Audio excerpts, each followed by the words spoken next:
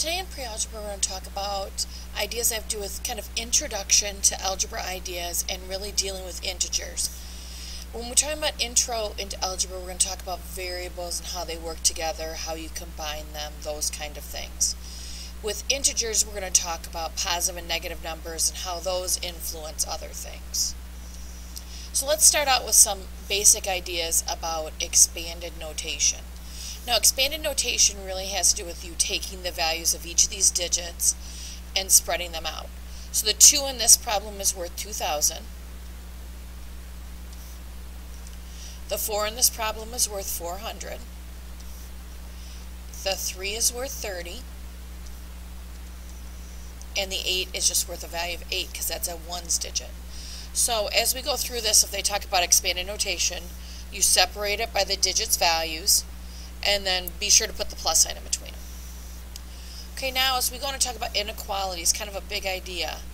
Remember, we're talking about inequality, whichever way it points. The bigger number is what this is going to open to. We talk about it like it's the alligator mouth, always trying to eat the bigger number. It's always going to point at the smaller number. It is important for you to know that this is greater than, or excuse me, less than.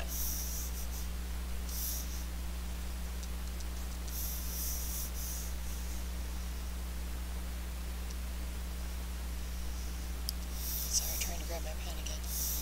This is less than, and this is greater than. The easiest way to remember it is if you think of a number line. If you look at the arrows of the number line, this is the less than sign, pointing at where the numbers are less than. This is a greater than sign, pointing where they are greater than. So if I have numbers like 2 and 7, 7's bigger, so it's going to open towards the 7. In this one, 1 would be bigger, so it's going to open towards 1. And this one, 18's bigger, so it's going to open towards 18. Now in some of these, they are going to ask you to write and to be able to do it using variables. So on this one, if it has a number is greater than 1, so far those are all still numbers. If 3 is greater than 1, though, I can show it this way. No variables yet. On this one, 8 is less than 9. So remember, if 8's mentioned first, it should actually appear first in your inequality. That's kind of important. Okay, now, perimeter. When we're doing perimeter, remember this is the distance around your actual shape. So if I'm looking at this shape, if this side is 10 and it happens to be a rectangle like they're saying, this side would also have to be 10. This side would also have to be 9, because opposite sides are equal in length when you're talking about a rectangle. So to get perimeter, I would have to take all 4 sides and add them together. So if I add these all together, that equals 38. And it has to have the unit of feet on there, because on this one, it's the distance around your shape. So if I were to start here and follow myself, follow that line all the way around, that's where it would lead you. Now, a perimeter of a triangle isn't any different. It's still the distance around. So I would have to take 5 and 5 and 7 and add them all together to get 17. And it would have to be a unit of 17 feet.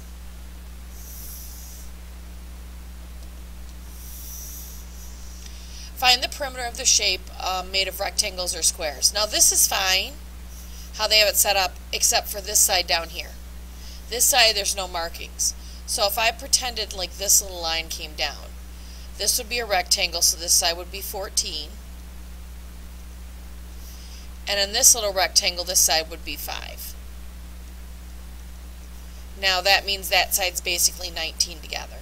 So to do my perimeter, 7 plus 14 plus 5 plus 11 plus 5 plus 4 plus 14, and then I would have to hit my total and get what my total would be.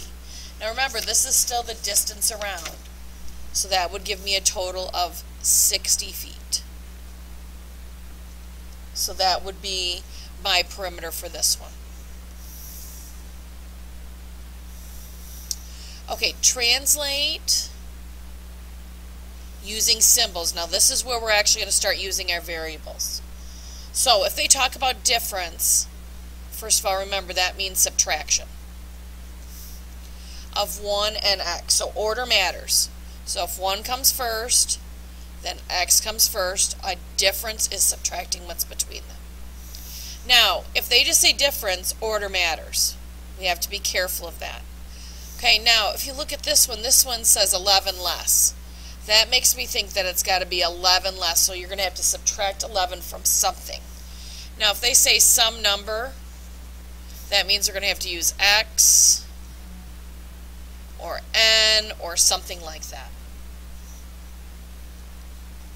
So I could have done x minus 11, n minus 11. Really, any variable would be okay. Okay, remember, there are some variables they stay away from, though. No O's because they look like zeros. No lowercase l's because it looks like ones. Those are ones they tend to stay away from. Okay, now with these. The big part with this is they want to make sure you understand how to use the exponents. So 7 to the 4th really means I have 7 times itself 4 times. That does not mean 7 times 4. That would be 28. 7 times 7 is 49 times 7. Get that answer and times 7 again. So you could put this actually into your calculator. This is strictly something that would be a calculation. So 2,401 would be that one. This one, if it's 5 to the first power, that just means I multiply 5, and that's it. Okay, nothing else. This one goes to the 9th power. This is kind of a unique kind of a thing. First of all, if it's 10, that means you're going to start out with 10, but in total you're going to have 9 zeros, which matches this. So there's 3, another 3, and another 3. Again, this is something you would plug right into your calculator. Okay, evaluation. If I'm going to evaluate something, that means that I'm going to have to plug a value in, and then I'm going to have to get a total for my answer when I'm done. So if this one happens to be b to the 3rd, I would take this 8 and put it in for the b. So that would be 8 to the 3rd, which would be 512.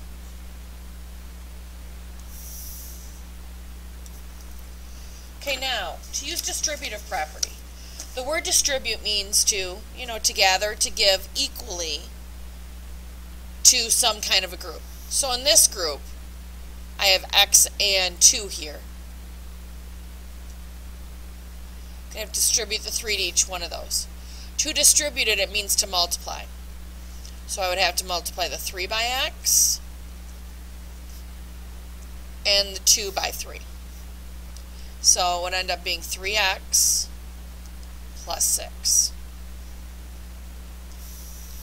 Now in this one I'm going to distribute again. So 2 times n minus 2 times 9. So 2 times n would be 2n minus 18.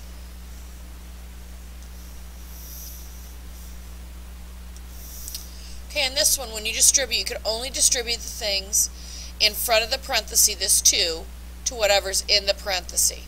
So I'm going to distribute these 2 to these 2 numbers. It does not get distributed to the 3 because the 3 is not part of the parenthesis.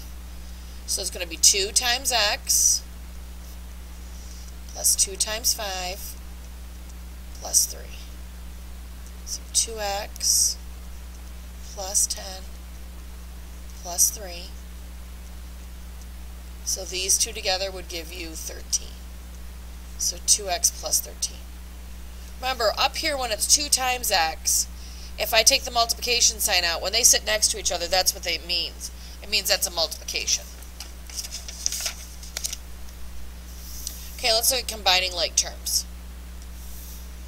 So here are 2 terms that are alike because they have matching variables of y. So if these variables are exactly the same, then I'm just going to do the operations that's between them. So basically it becomes 5 minus 2, which is 3, and the y goes on the end. In this one, several of these are combined together. All have identical variable values. So as I'm looking at this, all of them have x's, so I know x is going to be in my answer. And then I have 4 times 5, or 4 plus 5, which is 9, plus another 9, which would be 18.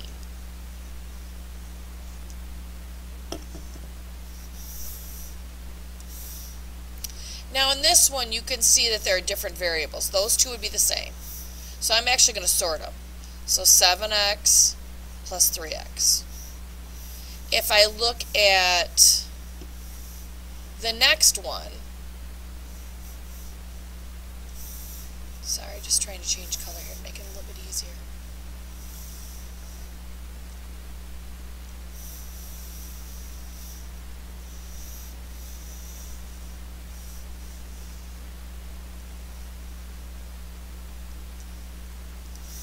And then these two would be another pile. So 2a and 4a. So if I were going to total this all up, this would give me 10x, this would give me 6a, and the most I can do is put them next to each other. So some people would write it like this. Most of the time people write it, though, they'll usually do the variables in alphabetical order. So you'll usually see the a written first and the x coming second. But either one of these would be okay things. Okay, now in this one, simplify the absolute value. Basically, they want to know how far negative 6 is away from 0 on a number line. So that would be 6 away. In this one, I have to solve this part first, and then I'm going to put it back with a negative in front of it. So the absolute value of negative 11 would be 11. So this is going to go in the spot where that's at. So my final answer is going to be negative 11. Okay, now solve these by using the rules for addition of integers. So listen, not a big deal on this one. If I'm looking at this, I'm just going to total those up. So first of all, negative 25 and negative 32, both of them happen to be negative numbers. So that means I'm just going to total them. So that means that 25 and 32 would end up being 57, and the negative would go in front of it. On this one, because of the same numbers, only difference is this one would be positive, and the other one was negative. Now, rules for adding integers. Quite honestly, you could put these in your calculator as long as you're careful that these are actually negatives. If they're not negatives, it's going to screw up your answer. But basically, it's like having 1 to positive 16. And these two right here are like two debits. So if I put them together, those two, it would be negative 54 plus 16. So the negative would rule because it's bigger. Not enough of the debit. Debit's too big to have it covered by this deposit. So that means I end up with a difference of them of negative 38. Okay, this one is on here only to kind of show you when you get those two negatives, they become positives. So that ends up being like negative 11 plus 4 plus 7. Because these end up being positive 11 and that's negative 11, they end up canceling each other out and you get 0.